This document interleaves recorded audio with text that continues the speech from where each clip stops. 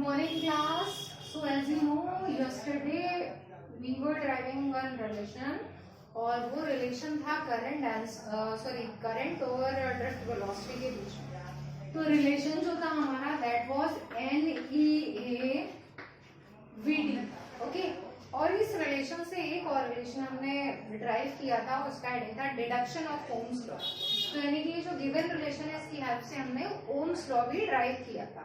तो Ohm's law का जो रिलेशन लास्ट में सेटिस्फाई होकर आया था that was V/I is equal to, यहाँ पर जो है कुछ कॉन्स्टेंट्स आ रहे थे, वो कॉन्स्टेंट्स जो हमने लिखे थे वो थे M/NE square tau into L/K। तो इसको हमने होल को लिखा था कांस्टेंट, या फिर ये कांस्टेंट किसके इक्वल आ रहा था R। तो यहाँ पर जो हमारा रिलेशन था वो किसको सेटिस्फाई कर रहा था, इसको। तो it means this is showing Ohm's law. तो इसका मतलब कि हम जो ये रिलेशन है करंट डेंसिटी जो करंट और ड्रिफ्ट वेलोसिटी के बीच जो रिलेशन है उसकी हेल्प से we can derive one more relation that is Ohm's law.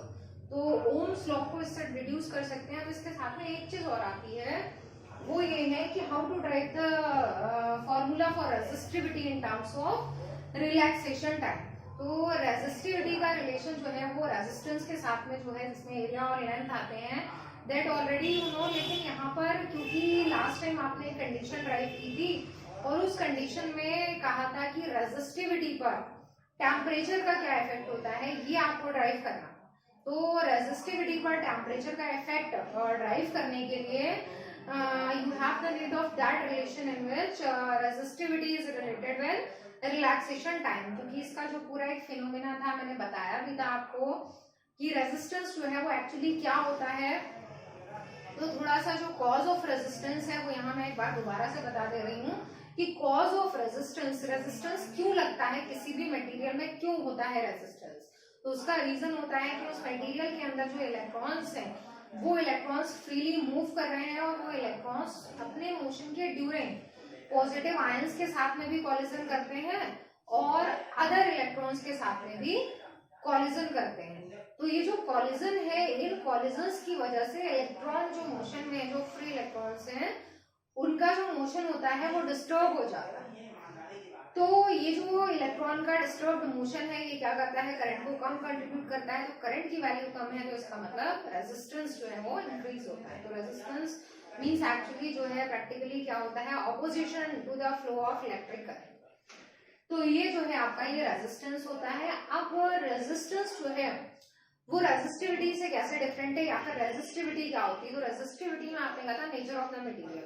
तो यानी कि जो मटेरियल है उसके अंदर जो फ्री इलेक्ट्रॉन्स हैं जो मूव कर रहे हैं, तो उन इलेक्ट्रॉन्स का अरेंजमेंट कैसा है कि वो जो दूसरे इलेक्ट्रॉन्स हैं उनके मोशन को अपोज करेंगे अगर उनका सेटअप इस तरह से है कि पूरे रैंडमली डिस्ट्रीब्यूटेड है और अपने पाथ को नहीं छोड़ रहे हैं। तो जो इलेक्ट्रॉन चल रहा है उस इलेक्ट्रॉन को चलने में जो है वो डिफिकल्टी हो रही है। तो ये जो पूरी तरह से इस बात पे डिपेंड करता है कि किसी भी मटेरियल के अंदर जो इलेक्ट्रॉन्स है उनका अरेंजमेंट कैसा है, उसके अंदर जो पार्टिकल्स है उनका अरेंजमेंट कैसा है। तो इसी की वजह से जो है वो हर एक मटेरियल के लिए इलेक्ट्रॉन का फ्लो होना या उसका अपोजिशन कैसा होगा ये उस मटेरियल के नेचर पर डिपेंड करता है। तो इसी को जो है हम कहते हैं रेजिस्टिविटी। तो इसका मतलब रेजिस्टिविटी डिपेंड करती है नेचर ऑफ द मटेरियल पर। अब एक चीज और है कि अब नेचर ऑफ द मटेरियल जैसा भी है उसके अकॉर्डिंग एक मैंने आपको एक पूरा जो फिनोमेना है वो बताया था कि मटेरियल के अंदर जो इलेक्ट्रॉन्स मूव कर रहे हैं वो टकरा रहे हैं पॉजिटिव आयन से या अदर इलेक्ट्रॉन्स से। तो जो दो उनके सक्सेसिव कॉलिजन से उनके बीच में क्या होता है वो एक्सेलरेट होता है और उसके बाद फिर दूसरे कॉलिजन में उसका जो एक्सेलरेशन है वो जीरो हो जाता है। तो ये जो टाइम है जिसमें वो एक कॉलिजन से दूसरे कॉलिजन तक के बीच में चलता है वो रिलैक्सेशन टाइम कहलाता है। अब क्या होता है कि अगर इस तरह का प्रोसेस हो कि एक कॉलिजन यहाँ पर हो रहा था इलेक्ट्रॉन का और ये बीच का पाथ है जिसमें वो चल रहा है, एक कॉलिजन यहाँ हुआ, एक कॉलिजन यहाँ हुआ, तो जितने भी पहले फ्री इलेक्ट्रॉन्स थे उससे अगर ज्यादा हो जाते हैं, किसी तरह से बहुत सारे जो है वो नंबर ऑफ इलेक्ट्रॉन्स फ्री होना स्टार्ट हो जाते हैं, तो इसको कॉलिजन पहले यहाँ और यहाँ मिलता था, हो सकता है बीच में कोई और इलेक्ट्रॉन या पॉजिटिव आयन इसको मिल जाता है। तो कॉलिजन का जो टाइम था पहले तो यहाँ तक का टाइम लग रहा था कोलाइड होने में, अब अब एक और इलेक्ट्रॉन इसको यहीं पर मिल गया, तो अब ये जो है वो कोलिजन कहाँ पर करेगा, यहाँ पर करेगा। तो पहले यहाँ हो रहा था, अब यहाँ हो रहा है, तो इसका मतलब पहले रिलैक्सेशन टाइम इतना था, अब रिलैक्सेशन टाइम इतना हो जा रहा है। तो इसका मतलब रिलैक्सेशन टाइम क्या होगा, हर एक कोलिजन के इंक्रीज होने से रिलैक्सेशन टाइम डिक्रीज होता है। तो रिलैक्सेशन टाइम जब डिक्रीज होता है तो there is one relation between relaxation time and resistivity. तो रिलैक्सेशन टाइम के साथ में जो रेजिस्टिविटी का रिलेशन है वही हमें यहाँ पर ड्राइव करना है। तो इसके बाद में तो ये कंप्लीट डेरिवेशन है, बताया था मैंने, इसके बहुत सारे पार्ट्स हैं। एक पार्ट में आपने इलेक्ट्रिक करंट और ड्रिफ्ट वेलोसिटी के बीच में रिलेशन ड्राइव किया, उसके आगे वाले पार्ट में आपने ओम्स लॉ को डिड्यूस किया। अब उसका जो नेक्स्ट वाला पार्ट है उसमें आपको ड्राइव करना है रेजिस्टिविटी का रिलेशन, या लिखना है रेजिस्टिविटी का रिलेशन इसी की हेल्प से, और किसके टर्म्स में लिखना है, तो resistivity in terms of relaxation time. So this is resistivity in terms of relaxation time. तो अब ये जो रिलेशन आप ऊपर देख रहे हैं ये वाला दिस वन, तो इस रिलेशन में V upon I left side में आ रहा है, और इधर जो R है वो R किसके इक्वल आ रहा है, इस पूरे के इक्वल आ रहा है। तो जहां पर इसी रिलेशन को आप इक्वेशन डाल सकते हैं, अगर उससे पहले यूज किए हैं तो आगे का नंबर ले लेंगे, अदरवाइज इट इज इक्वेशन 1। तो फ्रॉम इक्वेशन 1 या बाय इक्वेशन 1, तो यहाँ पर R is equal to m upon NE square tau into L upon A। तो यहाँ पर जो रिलेशन है इसको हम कंपेयर करते हैं रेजिस्टेंस के इस वाले रिलेशन से जिसमें ऑलरेडी लेंथ और एरिया आता है। तो R is equal to rho L over A, और ये जो रिलेशन है ये है। तो उसमें लेंथ ओवर एरिया दोनों में आ रहा है, रेजिस्टेंस दोनों में आ रहा है, it means resistivity will be equal to, comparing both these relations, resistivity किसके इक्वल होगी, रेजिस्टिविटी इक्वल होगी इसकी m upon NE square tau. तो ये जो रिलेशन है ये रेजिस्टिविटी का रिलैक्सेशन टाइम के साथ में रिलेशन है, और ये रिलेशन शो कर रहा है कि resistivity is inversely proportional to relaxation time. Resistivity जो है वो रिलैक्सेशन टाइम के इनवर्सली प्रोपोर्शनल है। तो इसका मतलब रिलैक्सेशन टाइम अगर इंक्रीज होता है तो रेजिस्टिविटी डिक्रीज होगी। So note down the relation.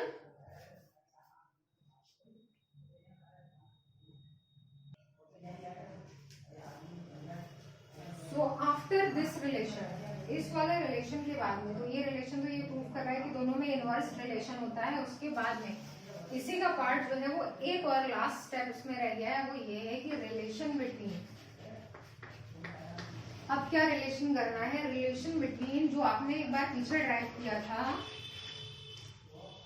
Vector form of ohms law. तो आपकी ओम्स लॉ की जो वेक्टर फॉर्म थी वो J is equal to sigma E थी, तो वही यहाँ पर दोबारा से ड्राइव की है और वेक्टर फॉर्म में लिखा गया है। यहाँ पर ड्राइव उसको भी किया गया था, लेकिन यहाँ रिलैक्सेशन टाइम की हेल्प से जो है वो रिलेशन लिखा गया है। तो रिलेशन बिटवीन, ये किसके बीच का रिलेशन है, करंट डेंसिटी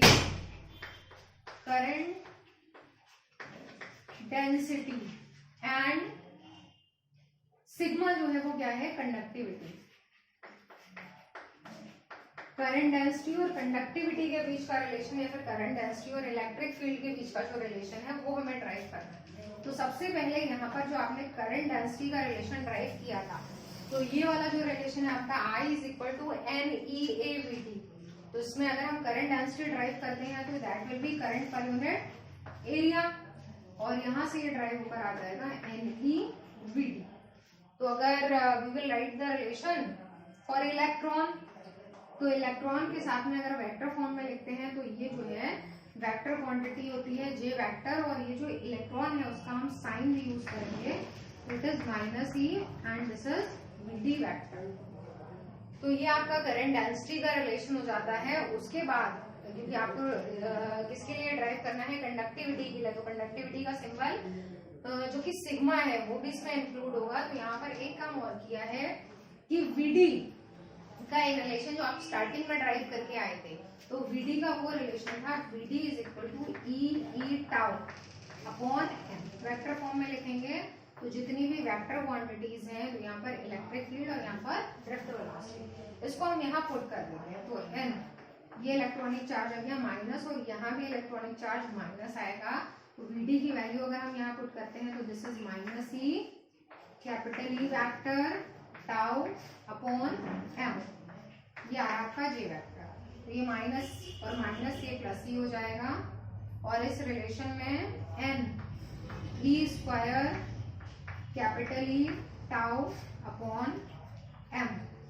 अब यहाँ पर आपको E, क्योंकि E के लिए इलेक्ट्रिक फील्ड को सेपरेट कर लेंगे और बाकी जो क्वांटिटीज हैं उनको कंबाइन करें तो आती है n e square tau upon m, और लेफ्ट साइड में आ रहा है जे वेक्टर।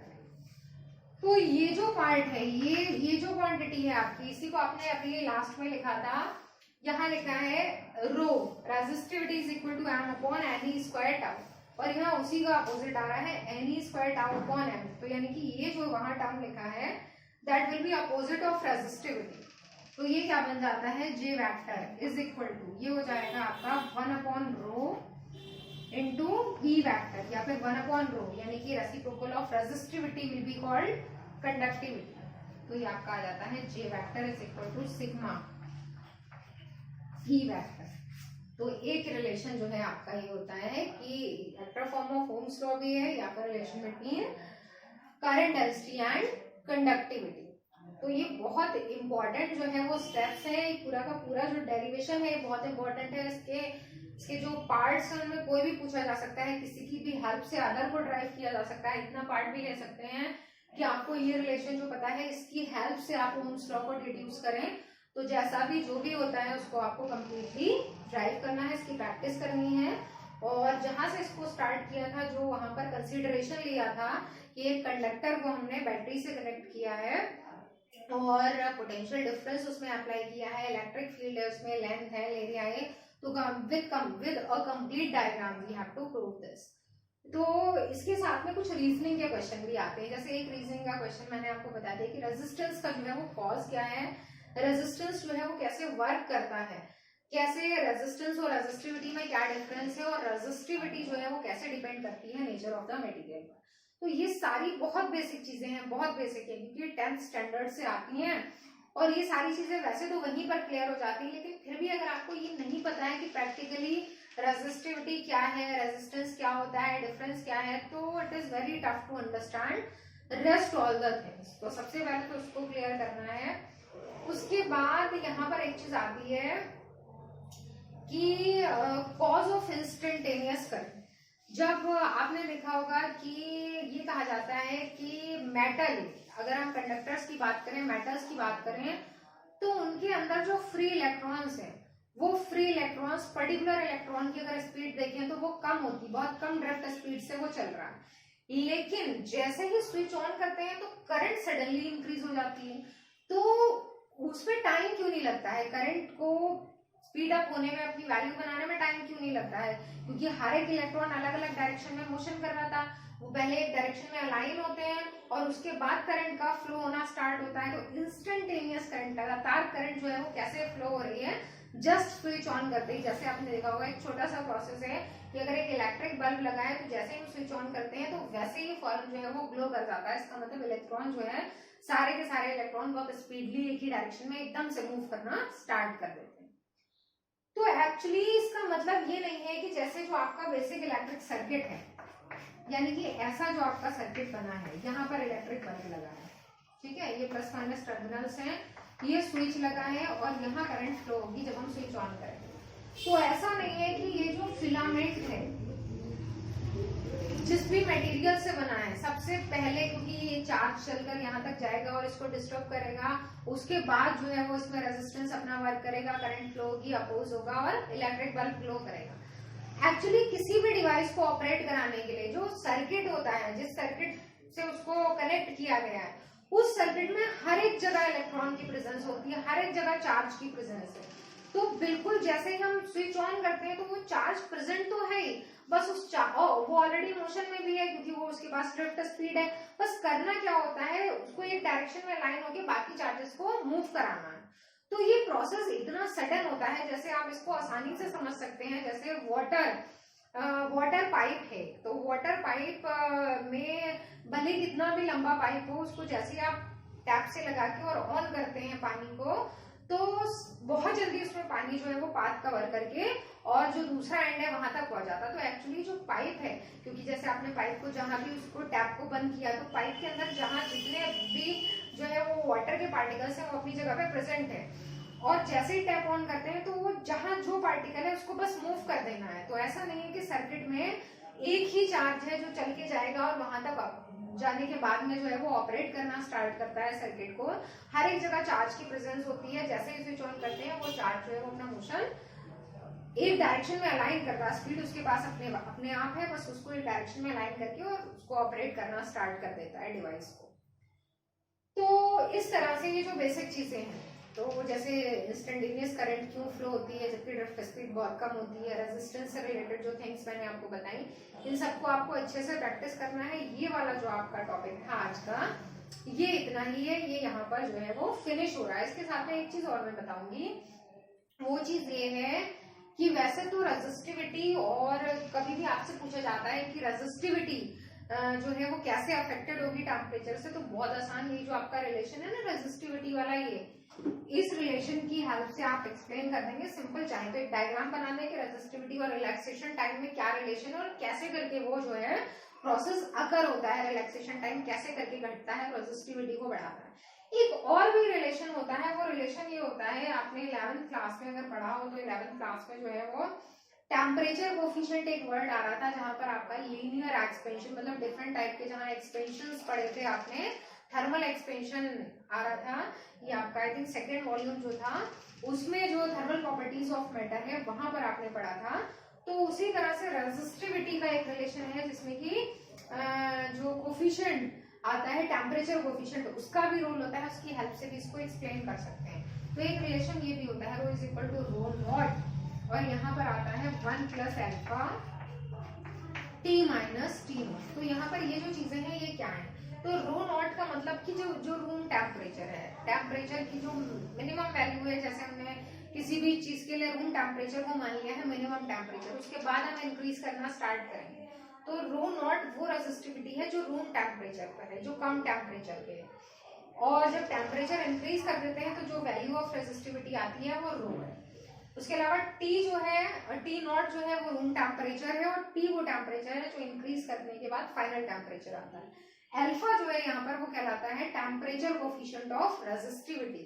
तो टेम्परेचर कोफिशिएंट ऑफ रेजिस्टिविटी का मतलब होता है कि रेजिस्टिविटी को कंट्रीब्यूट करता है, रेजिस्टिविटी की वैल्यू जितनी ज्यादा होगी, या फिर आप ऐसे करके समझ लीजिए, इसी रिलेशन में अगर आप टेम्परेचर कोफिशिएंट को एक्सप्लेन करना चाहें तो यहाँ से टेम्परेचर कोफिशिएंट का जो रिलेशन बनता है वो कितना बनेगा, तो उसके लिए आप ऐसे करके लिख सकते हैं इसको, तो this will be row upon rho naught, और ये रिलेशन बन जाएगा आपका 1 plus alpha t minus T not, ठीक है। उसके बाद आप इसके यहाँ से अगर अल्फा फाइंड आउट करना चाहें तो alpha T minus T naught is equal to rho upon rho naught minus 1। मैं इसको सिंप्लीफाई करके दिखा रही हूँ। तो इसके आगे वाला जो टर्म आएगा उसमें आपने जो राइट वाली साइड है उसको थोड़ा सा और सिंप्लीफाई कर लिया है, तो रो अपॉन रो नॉट माइनस 1, तो इसको जो है वो एलसीएम लेके लिखे हैं, तो rho minus rho naught upon rho. यहाँ से अल्फा फाइंड आउट करें तो alpha is equal to 1 upon rho, ये इतना पोर्शन अलग कर लेंगे, और ये है आपका रो माइनस रो नॉट, और अपॉन में आ रहा है टी माइनस टी नॉट। या फिर इसको जो है आप ऐसे भी लिख सकते हैं 1 अपॉन रो इंटू ये आपका डी रो यानी कि चेंज इन रेजिस्टिविटी, और ये आपका डी टी यानी कि चेंज इन टेम्परेचर। ये किसका रिलेशन आया, टेम्परेचर कोफिशिएंट ऑफ रेजिस्टिविटी का। तो अब बात करते हैं कि टेम्परेचर कोफिशिएंट ऑफ रेजिस्टिविटी क्या होता है।